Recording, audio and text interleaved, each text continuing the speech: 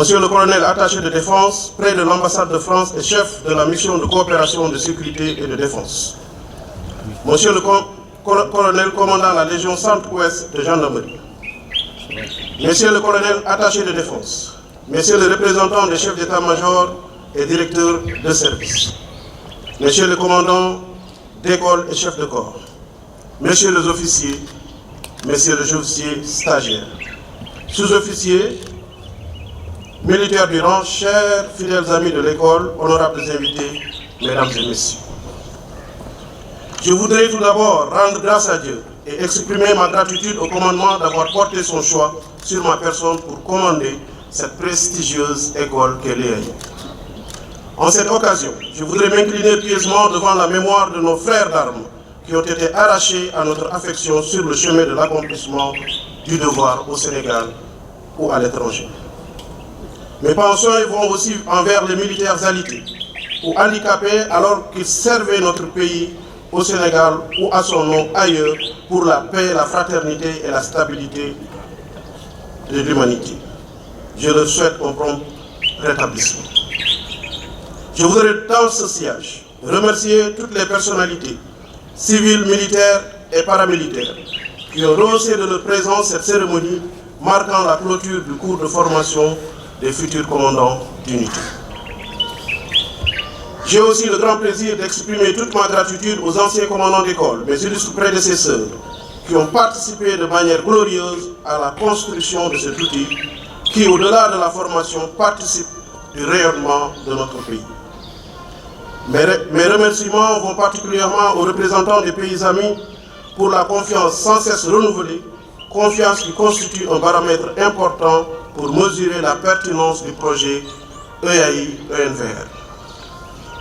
Mon général, chers invités, ce projet EAI-ENVR est un succès mesurable à travers plusieurs paramètres dont je citerai le nombre d'officiers perfectionnés, à la date d'aujourd'hui environ 1799, mais aussi l'importance du nombre de pays de provenance de ces stagiaires, soit une trentaine à travers l'Afrique, et enfin l'évolution du cursus de formation à travers la diversification des cours organisés.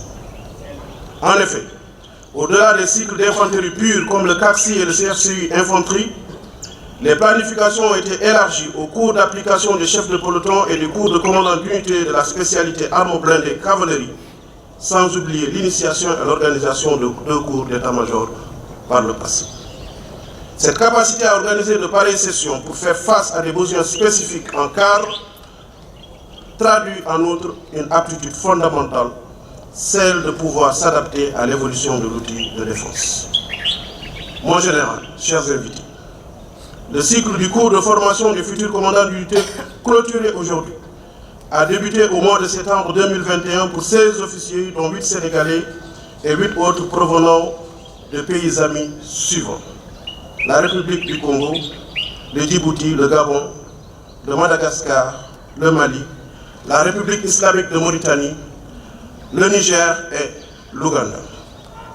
Les officiers stagiaires de ces 9 pays ont partagé durant 5 mois des savoir-faire et savoir-être, des expériences et même des habitudes culturelles, fondement premier de l'interopérabilité, un des objectifs secondaires recherchés dans les stages de ce niveau. Au terme de cette session CFCU 2021-2022, je puis affirmer, mon général, que les objectifs initialement fixés ont été atteints. Il s'agit entre autres, d'une part, de rendre ces officiers aptes à commander d'emblée une unité élémentaire de combat d'infanterie dans un environnement interarmes et multinational.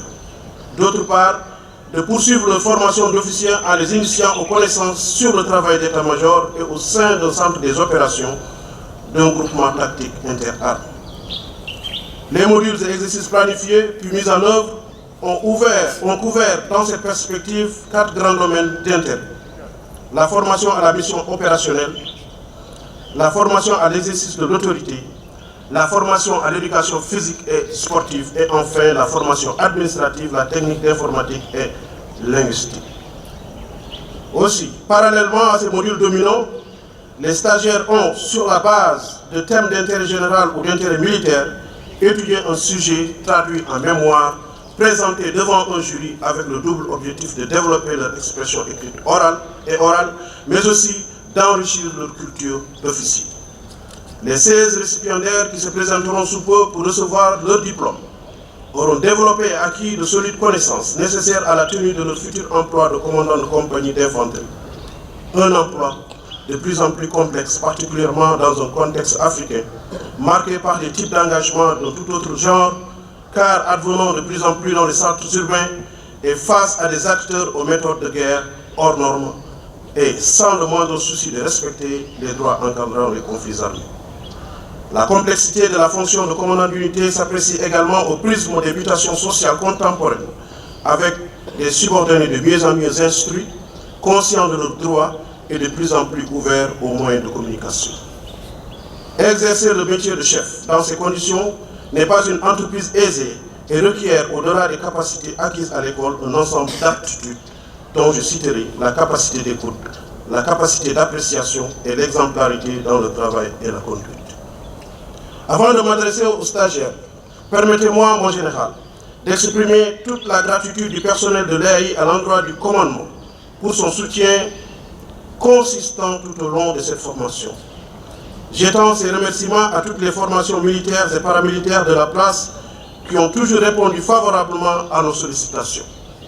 Je salue aussi l'encadrement de contact, les instructeurs et intervenants extérieurs, ainsi que tous ceux qui ont contribué à la formation académique et militaire de nos stagiaires.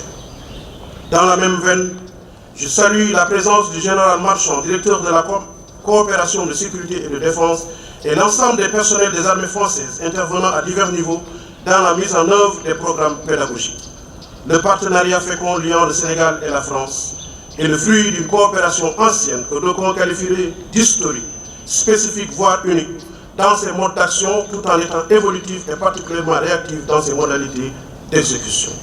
En somme, fruit d'une coopération unique et privilégiée, inscrite dans l'histoire, la culture et la durée, la coopération militaire franco-sénégalaise se concrétise ici, en ce jour, avec ces jeunes commandants de compagnie qui pourraient être engagés dès demain dans les théâtres d'opérations africains. Mon général, permettez-moi de témoigner toute ma fierté et la reconnaissance de l'école d'application de l'infanterie pour les 3 années d'engagement particulièrement remarquables du directeur des études, le lieutenant-colonel Champy, pour son engagement au profit de l'instruction des stagiaires. Chers récipiendaires du CFCU 2021-2, vous allez tout à l'heure recevoir les diplômes qui sanctionnent votre séjour à l'EAI. Je vous félicite pour les résultats obtenus. Vous avez fait montre d'un bon esprit de sacrifice, d'une dynamique de groupe et de cohésion durant les 5 mois précédents. Ces félicitations vont également au personnel d'encadrement dont l'engagement n'a jamais failli. Je tiens à féliciter particulièrement le commandant de brigade, le CBA Abdou Karim Diallo, pour son engagement et sa disponibilité de tous les jours. Vous avez acquis les fondamentaux pour exercer votre commandement, conduire l'instruction, l'éducation et l'entraînement de vos subordonnés. Vous avez aussi été outillés pour gérer efficacement les ressources humaines et matérielles qui sont à votre disposition, outillés pour communiquer en français et en anglais et utiliser les précieux instruments d'aide à la décision centrés autour de l'informatique et de ses applications. C'est pourquoi vous devez vous sentir apte à conduire les missions opérationnelles du niveau de compagnie isolée ou avec des renforcements dans le cadre d'un bataillon ou d'un groupement tactique interarmé. Je vous exhorte à faire confiance à la formation reçue à l'école d'application de l'infanterie, à vos qualités de chef militaire aussi riches et diversifiées, pour garantir l'art de bien commander vos unités et celui de faire de sorte qu'elles vous ressemblent. Chers futurs commandants d'unité, c'est vous dire que nous vous faisons parfaitement confiance pour anticiper ou contribuer à apporter une réponse opérationnelle efficace aux défis de quelque nature que ce soit qui pourraient surgir partout dans nos différents pays. Cependant, je vous rappelle avec insistance que la réponse attendue de l'officier, particulièrement dans le contexte actuel, n'est pas seulement opérationnelle. Il s'y ajoute que les menaces ne proviennent pas toujours de l'extérieur, car celles internes à l'outil de défense sont encore pires. Le président américain Eisenhower ne disait-il pas, je cite, « Le problème en matière de défense est de savoir jusqu'où vous pouvez aller sans détruire de l'intérieur ce que vous vous efforcez de défendre de l'extérieur. Fin de citation. Par votre désignation pour ce stage important dans un contexte de pandémie particulièrement difficile, vous avez été privilégié par la patrie, dont vous avez tous fait le serment de servir avec honneur et loyauté. Aujourd'hui, l'heure est pour vous, en retour, de mieux la protéger, en priorité par le respect des lois et règlements, votre engagement et votre loyauté sans faille à la hiérarchie et aux institutions. Dans la même lancée, en tant que leader et formateur de vos subordonnés, je vous invite à partager, tout en vous appropriant, cette vision du chef d'état-major général des armées, à travers ses orientations prioritaires. Je cite, à tous les niveaux de formation, les armées et les services veilleront à ce que l'enseignement comporte un module sur l'éthique, afin de développer la culture de l'intégrité, de l'équité et du respect scrupuleux du bien commun chez nos personnels. Fin de citation. Elle valise ainsi clairement la voie à suivre pour les écoles et les centres de formation afin de garantir les valeurs cardinales nécessaires à l'exercice du métier des armes. Chers récipiendaires, les conseils qui s'invitent en guise de viatique pour vous ce matin se résument dans cette phrase du président Kennedy lors de la cérémonie d'investiture de janvier 1961. Je cite, « Ne demande pas ce que ton pays peut faire pour toi, demande ce que tu peux faire pour ton pays. » Fin de citation. C'est à ce prix seulement que vous valoriserez ce précieux stage du cours de formation des commandants d'unité de l'EAI. Je vous souhaite un bon retour dans vos familles respectives et vos unités d'appartenance. Et enfin, je prie pour un plein succès dans vos futures fonctions. Je vous remercie de votre aimable attention. On nous tue, on ne nous déshonore pas. Représentant du gouverneur de la région de Thiès, Monsieur le commandant de la zone militaire numéro 7, Monsieur le général de corps d'armée, directeur de la coopération de sécurité et de défense française, Monsieur le représentant du général de division, haut commandant de la gendarmerie et directeur de la justice militaire, Monsieur le colonel attaché de défense près l'ambassade de France et chef de la mission de coopération de sécurité et de défense, Monsieur le colonel commandant la Légion Centre-Ouest, Messieurs les colonels attachés de défense, Messieurs les représentants des chefs d'état-major d'armée et directeurs de service, Monsieur le colonel commandant l'école d'application de l'infanterie de Thiès, Messieurs les commandants d'école et chefs de corps, Messieurs les officiers, sous-officiers et militaires du rang, chers officiers stagiaires, Mesdames, Messieurs, honorables invités, je me réjouis de me retrouver au sein de cette auguste école pour présider la cérémonie de clôture de la première session du cycle 2021-2022 du cours des futurs commandants d'unité CFCU de l'école d'application de l'infanterie de Thiès. Loin d'être une routine,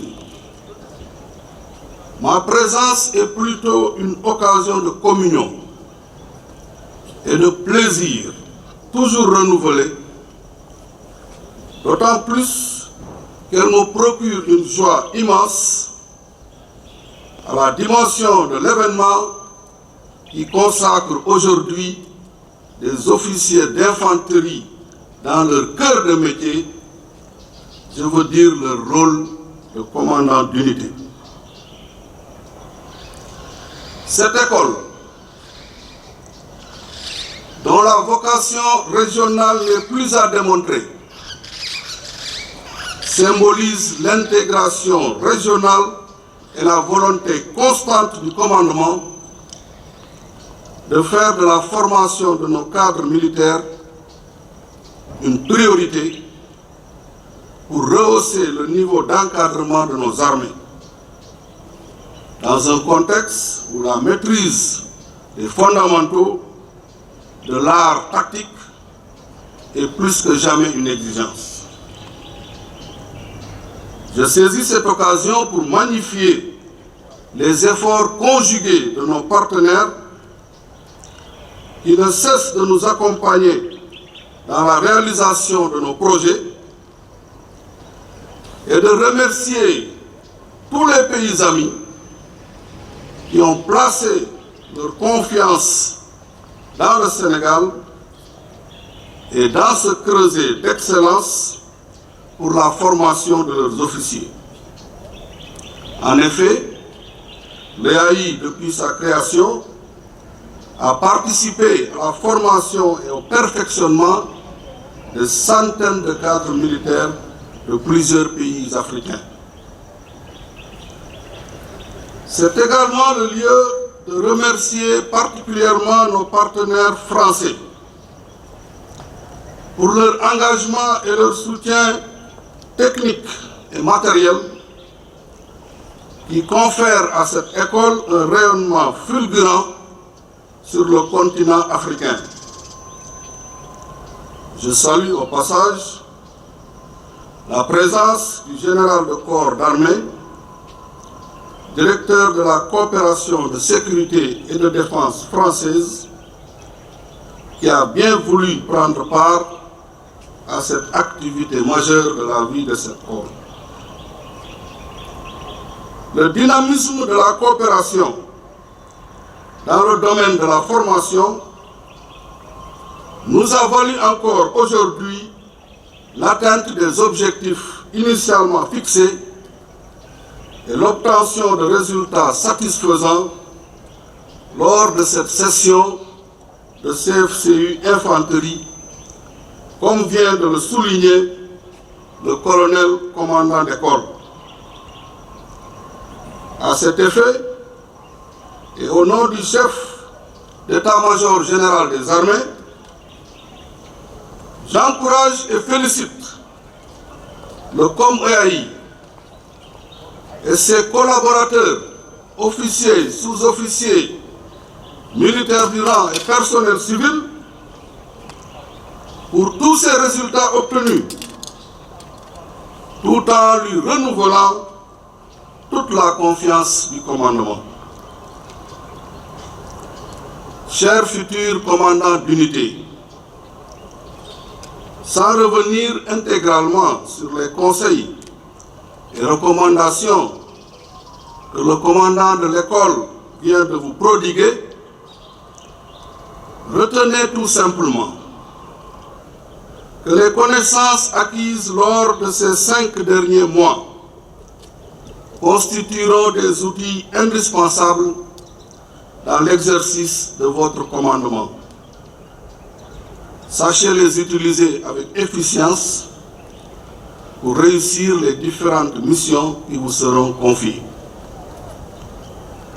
Vous disposez désormais des aptitudes et compétences pour tenir une unité élémentaire qui constitue, au regard de l'envergure et de l'organisation de nos armées respectives, le niveau d'exécution par excellence des missions dans un contexte de plus en plus complexe. C'est pourquoi, pour vous préparer à mieux faire face aux menaces de notre époque, des modules tactiques et techniques adaptés aux évolutions actuelles ont été introduits dans votre programme de formation, comme l'a mentionné votre commandant d'école. Il vous appartient maintenant d'en faire un bon usage pour mieux assumer vos futures responsabilités. Chers récipiendaires, l'étape de commandement d'une unité reste primordiale pour la suite de votre carrière, car elle vous permettra de mettre en valeur toutes les qualités intellectuelles, physiques, morales et humaines dans l'exécution des missions. La compétence et l'excellence professionnelle devront être votre credo, tout en vous appuyant sur les savoirs, savoir-faire et savoir-être qui vous ont été inculqués durant ce stage. La proximité avec la troupe doit être également recherchée pour éviter toute incompréhension préjudiciable à la cohésion de l'unité qui doit être forgée autour d'un esprit de discipline, de rigueur et de compétence, gage d'efficacité. C'est ainsi que vous serez des meneurs d'hommes capables de faire adhérer vos subordonnés à votre vision et à vos objectifs. Et pour terminer, au-delà des recommandations de votre commandant d'école, je vous exhorte à demeurer humble en vous remettant permanemment en question et en tirant profit de l'expérience de vos anciens et de vos subordonnés pour renforcer vos capacités de discernement et de jugement. Et pour finir, je vous invite à méditer cette pensée de Samuel Johnson, qui est un essayiste britannique du XVIIIe siècle, qui disait, je le cite, « Peu de choses sont impossibles à qui est assidu et compétent. Les grandes œuvres jaillissent non de la force, mais de la persévérance. » Fin de citation. Je vous adresse mes vives félicitations et vous souhaite à tous un bon retour dans vos armées respectives et une bonne suite de carrière. On nous dit, on ne nous déshonore pas.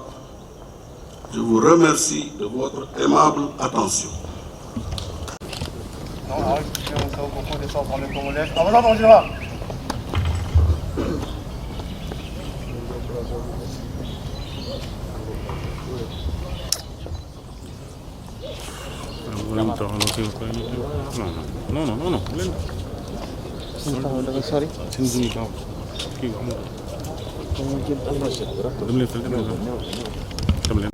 Du Djibouti son diplôme. Ça va, il y a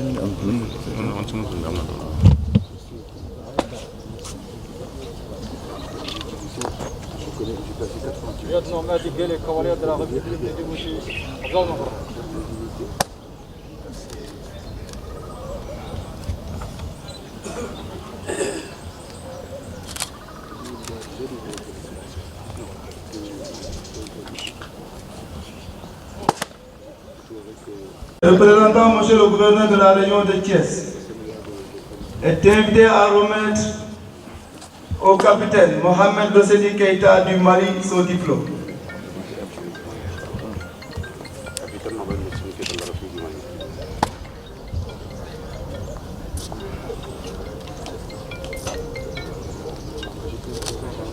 Oui.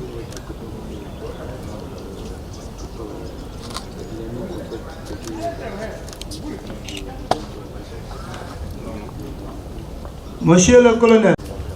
Lieutenant Thiauma Joseph de la garde républicaine du Gabon. Avancez, mon colonel.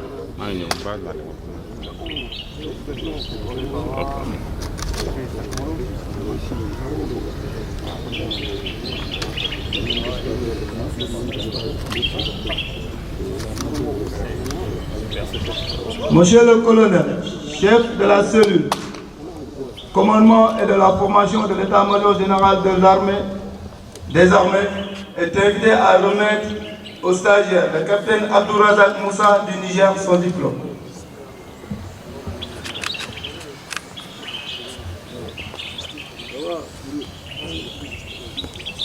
capitaine Garo Moussa Abdravan de la République du Niger, Aouza mon colonel.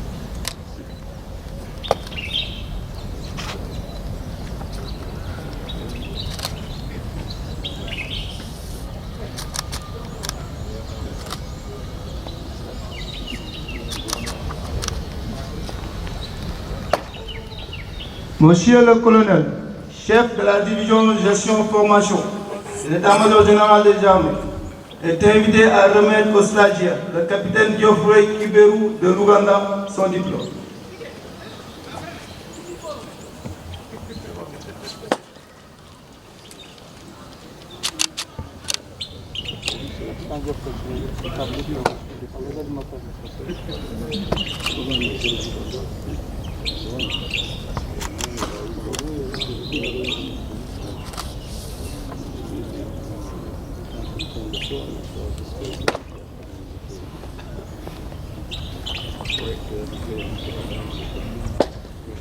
Monsieur le colonel, commandant l'école des armées de l'air, est invité à remettre au stagiaire, le lieutenant Aboubacar Koli du Sénégal, son diplôme.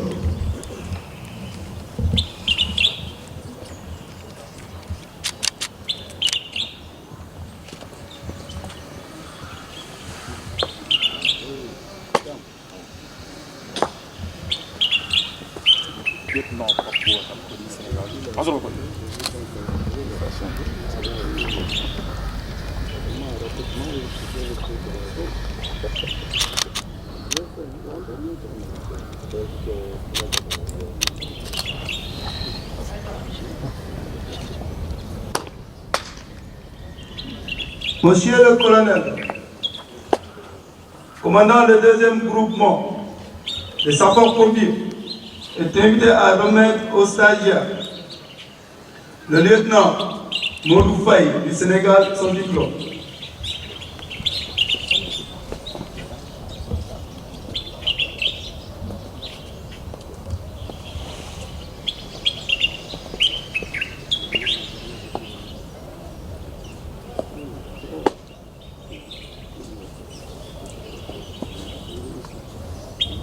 Lieutenant Modou Faye du Sénégal. Aouza mon colonel.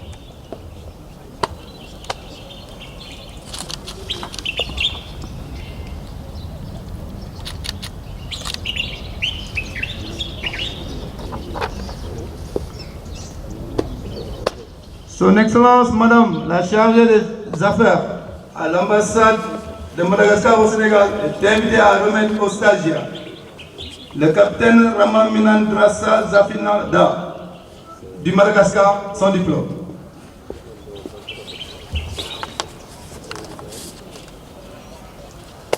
Capitaine, je suis taf comme Malgache.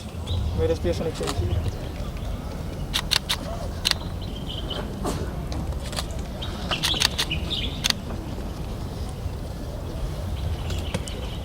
Monsieur le colonel, commandant l'école nationale des officiers d'actifs, est invité à remettre au stagiaire, le lieutenant Mohamed Samba Oumoul Belu de la Mauritanie, son diplôme.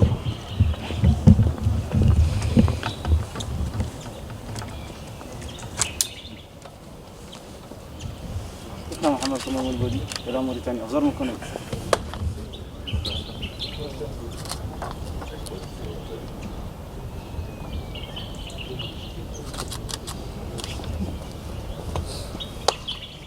Monsieur le lieutenant-colonel, officier géographie de la direction de coopération de sécurité et de défense, est invité à remettre au stagiaire, le capitaine Ansoumana Sagna du Sénégal, son diplôme. Capitaine Ansoumana Sagna, Brigade nationale des sapeurs-pompiers du Sénégal. Aouza mon colonel. Merci beaucoup. Félicitations.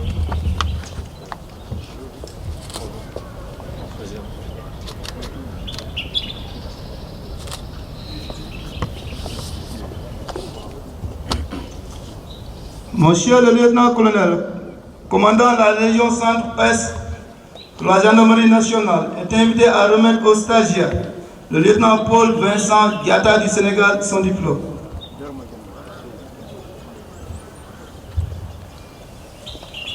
Lieutenant Paul Vincent Diatta du Sénégal, Aouza mon colonel.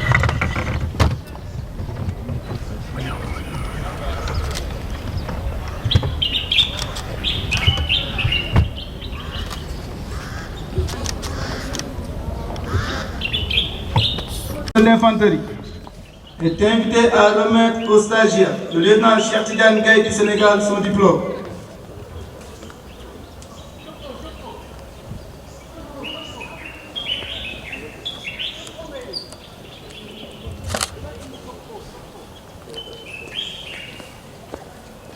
Lieutenant Cheikh Tidiane Gaye du Sénégal. Donne-moi colonel. C'est un privilégié, toi. Hein. Félicitations.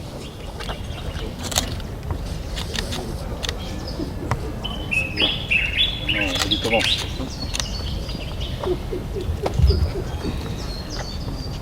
Monsieur le lieutenant-colonel, chef de la division enseignement militaire supérieur, est invité à remettre au stagiaire, le lieutenant Cheikh Gaye du Sénégal, son diplôme.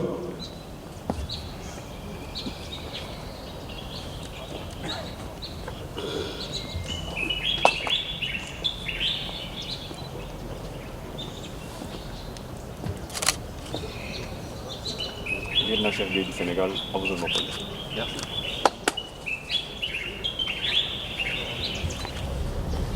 Félicitations.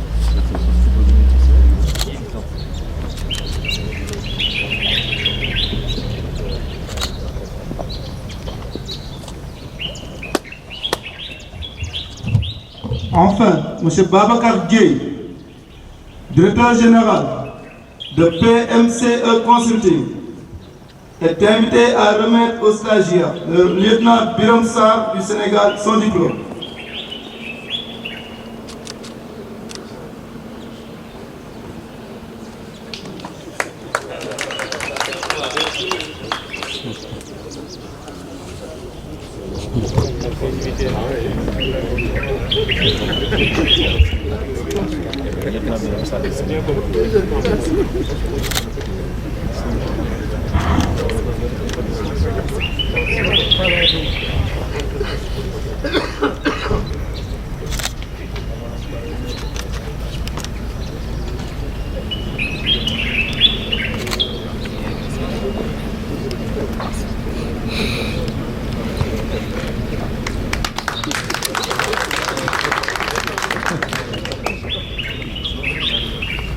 Récipiendaire, rejoignez votre emplacement.